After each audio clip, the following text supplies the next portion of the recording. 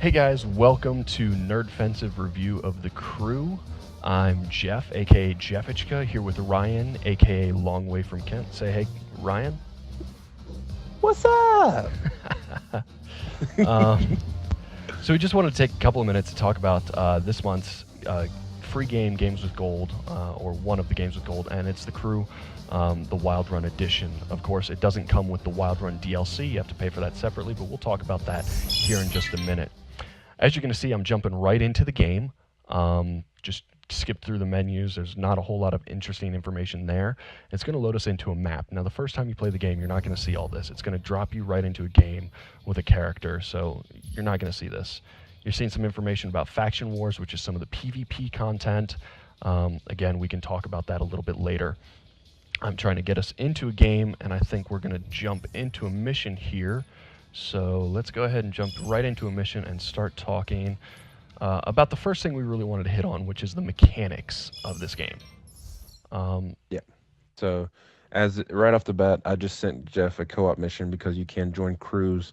What the crews for this game is what they consider parties. So don't think of it like a guild or anything. It's literally just a party of people, and they call it a crew.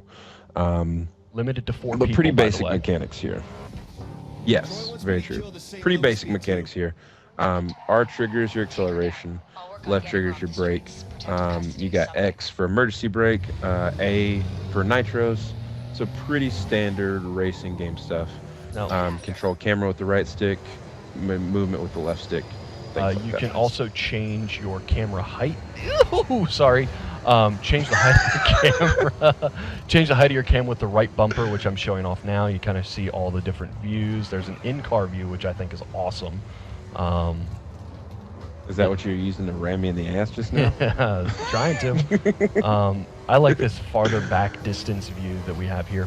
As you can see, there's this is actually a good little. I know it's not where we're going to talk about it, but you can see a lot of dirt popping up on the back of my car and on the screen. That's kind of an interesting little thing that they do graphically. But for gameplay, mechanics, this is not a game that has really introduced new mechanics. No. We really. I think they do the old stuff well, but you're not getting any new content here. Yeah, there's nothing new there. And look at that, we're already done with that mission. Yeah. That was nice and quick. Obviously, some missions go a lot faster when you're playing with a party, but mechanics, plain and simple, it just works. It's the same old thing you've seen a million times. It's great. We enjoy it. It's simple. Why fix what's not broken? Yeah, they definitely haven't rebuilt the wheel. Get it, car? Fun. Anyway. But yeah, just the graphics, the mechanic. You were talking about the dirt and stuff like that, and I think that's kind of lead us a little bit into graphics and stuff, because that's one of the big things. I know you look for it a lot more than I do, but whenever it's pointed out to me, I thoroughly enjoy it. So what did you think of the graphics, since you pointed out the dirt and everything? So as you can see here, it's mostly in-game cinematics, so there's nothing that's really outside of the game. But what I'm going to show you right here is, as I'm driving, I'm taking down power lines, and the power lines are actually falling. It's simple little things like that that I love. The graphics of actual damage on the car. You can see the bumper is actually sagging there. I've got scratches. I'm going to scratch up the side of my car here so I can show you that, look at that, there's actually scratches on the side of the car. The cars look good. You can change the paint, you can do all that fun stuff. I mean, it's a good looking game. It's 2 years old at the time of this review. It's kind of what you would expect. You see some weird aliasing and weird things like that off in the distance, but honestly they have to keep their draw distances limited.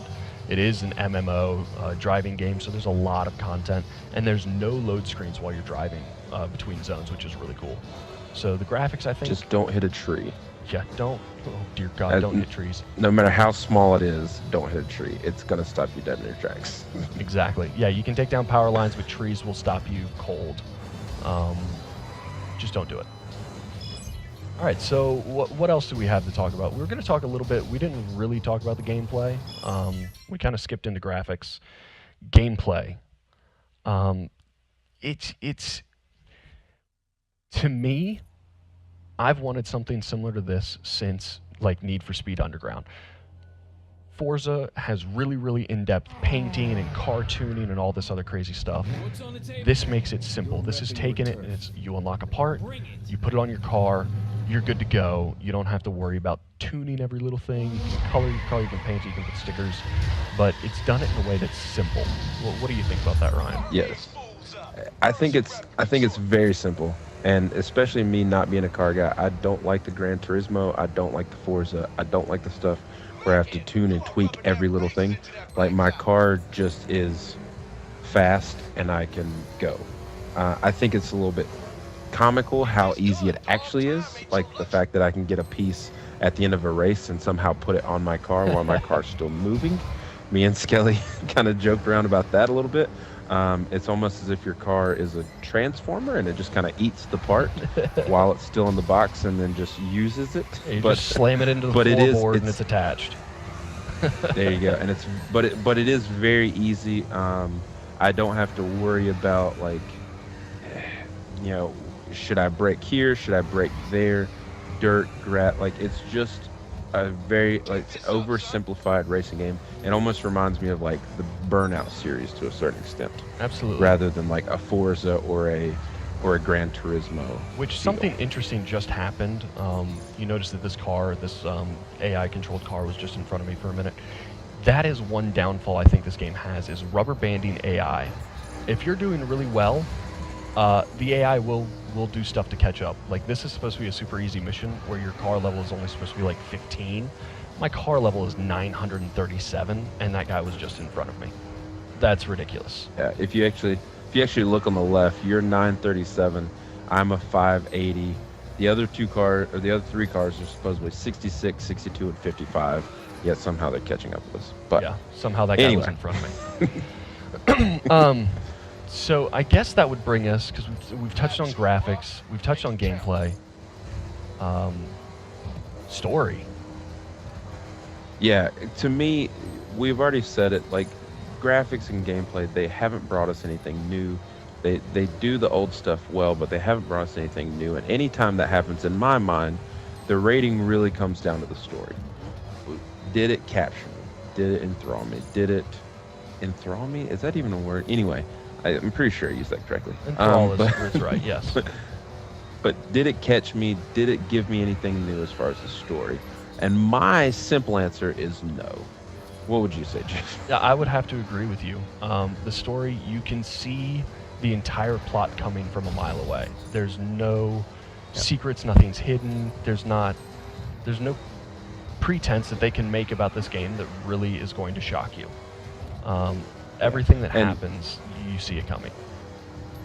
Yeah, and just from here on out, spoilers ahead, because one of my biggest gripes about the game is the story, and I'm about to spoil it big time. So if you plan on playing this game and you want to be surprised at all, which I'm not even sure they can surprise you, but if you want to even try to be surprised at all, don't listen to this part of the video. Skip ahead to the end. To the end. But one of my biggest things was the fact that the biggest twist at the end, the whole thing's a revenge story. The whole thing is you racing your car, going as fast as you can, trying to catch up with people who did you wrong, and blah, blah, blah. And at the very end, like 50% away through the game, you get a gun, you're going to kill them, get your revenge, blah, blah, blah. And then all of a sudden, everyone around you says, no, you shouldn't do this. You shouldn't kill the guy. Don't kill the guy. And then it's instantly clear that you're not going to kill the guy. Yeah, it's so... Even the very last cinematic when you're supposedly walking in with gun in hand, gonna shoot the guy, you end up firing into the air, boom, boom, boom, boom, boom, let's race. No. Yeah, we're 5'10". We settle things on the streets. Like, there's no surprises whatsoever. The whole story doesn't... No. It didn't thrill me. It wasn't anything new. It was all stuff that you could see coming the entire game. It was kind of a letdown in terms of story. Even the few things that were supposed to be twists, anybody who has half a brain can see it coming. If you don't have half a brain and you didn't see the twist coming, I'm sorry. I have just insulted you, and you deserve to be insulted because it lays it all out for you so simply. You can't miss it coming. It really does. If you've seen any movie in the past 10 years, this story had nothing new. Yeah, no, Like and gameplay, mechanics, story, I give this 7 out of 10. And that's me looking at it as a free game that's already taken up, more time than I expected to put into it. And yeah, that's my rating for this game. now there's one thing that we did forget to mention, and I think needs to be mentioned. Be very careful what car you choose at the start of the game. You do not get to easily change that car out from the start. You pretty much have to stay with that vehicle for the entire game because they don't give you money to really buy a second car that early on. Yeah. So you're pretty much stuck. This is the car that I started with. I'm still using it mostly. I've unlocked 3 other cars, but honestly, it's not difficult to unlock and unlock parts and upgrade new cars, but that's a whole nother tangent that I could get on. In terms of my overall rating, as a free game, I give it an 8 out of 10. Why can't I hit a pedestrian? I want a little bit of GTA in this. That guy just dodged my car. Come on. I would give it like an 8 out of 10 as a free game because honestly, it's I've sunk a lot more time into this than I thought I would. Even our friends who don't like racing games are all playing this, and they're like, yeah, it's a lot of fun. But I've also purchased the Wild Run DLC for $25. As a game for $25, it's like a 4 or a 5 out of 10 for me. It feels incomplete. It feels lackluster. There's rubber banding AI, which I hate in any game. There's these invisible clipping walls in a lot of races that will actually completely screw you over and you'll lose the race.